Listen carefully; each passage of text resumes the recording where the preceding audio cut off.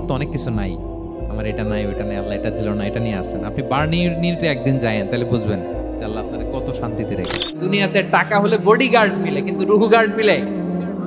আমি বাড়ি চাই, গাড়ি চাই, আরো টাকা চাই, আরো পয়সা চাই, আরো খ্যাতি চাই, আরো অনেক কিছু চাই। ক্যান্সারে আক্রান্ত রোগীটা কিচ্ছু চায় না, খালি বাঁচতে চায়। আপনার তো অনেক কিছু নাই, আমার এটা নাই ওইটা নাই, আল্লাহ এটা দিল না, এটা নিয়ে আসেন। আপনি বার্নিতে একদিন যায়েন, তাহলে বুঝবেন যে আল্লাহ আপনার কত শান্তিতে রেখেছে। না খেয়ে কয় রাত কাটিয়েছি আমরা, বলেন তো? কত লোক বাড়ি ভাড়া পরিশোধ করতে পারে না, ঋণের বোঝায় জর্জরিত, দুরারোগ্য ব্যাধিতে আক্রান্ত, ক্যান্সারের লাস্ট স্টেজে। তাদের সাথে একটু দেখা করেন, ফোর্থ স্টেজে চলে আসছে ক্যান্সার পেশেন্ট। তার চেহারা, তার খাবার, তার চলাফেরা, কিভাবে তার প্রতিটা সেকেন্ড কাটে, একটু দেখে আসবেন, তাহলে বুঝবেন যে কত আল্লাহর দেয়া নেয়ামতের সাগরে হাবুডুবু খাই আমরা। এজন্য আল্লাহ বলেছেন 3 নম্বর কর্মসূচি হচ্ছে ওয়া আম্মা বিনি'মাতি রাব্বিকা ফাহাদ্দিস। আল্লাহর নেয়ামতের শুকরগুজার হও। আমার বাড়ি নাই, আমি বাড়ি চাই, গাড়ি চাই, আরো টাকা চাই, আরো পয়সা চাই, আরো খ্যাতি চাই, আরো অনেক কিছু চাই। ক্যান্সারে আক্রান্ত রোগীটা কিচ্ছু চায় না, খালি বাঁচতে চায়।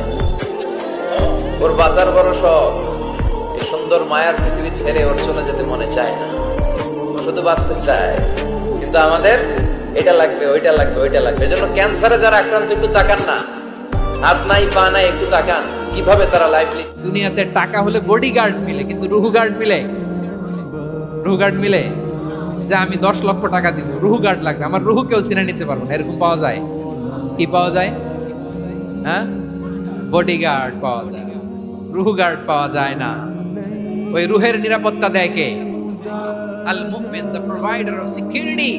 তিনি নিরাপত্তা দেয় তার নেককার বান্দাদেরকে, দুনিয়াতে নিরাপত্তা দেয়, আখিরাতেও নিরাপত্তা দেয়। ঠিক কি না?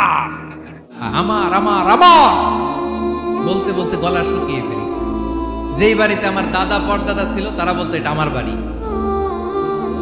আমার দাদা বলতো এটা আমার বাড়ি, আমার বাবা বলছে আমার বাড়ি। এখন আমি এই বাড়িতে থাকি, আমি বলি আমার বাড়ি। আমি মারা গেলে আমার ছেলে বলবে আসলে কার বাড়ি? আপনি অমর হবেন জান্নাতে, চির সুস্থ হবেন জান্নাতে। আপনি যদি চির যৌবন থাকতে চান, চির যুবক, এটা পাবেন জান্নাতে। সুবহানাল্লাহ বলেন।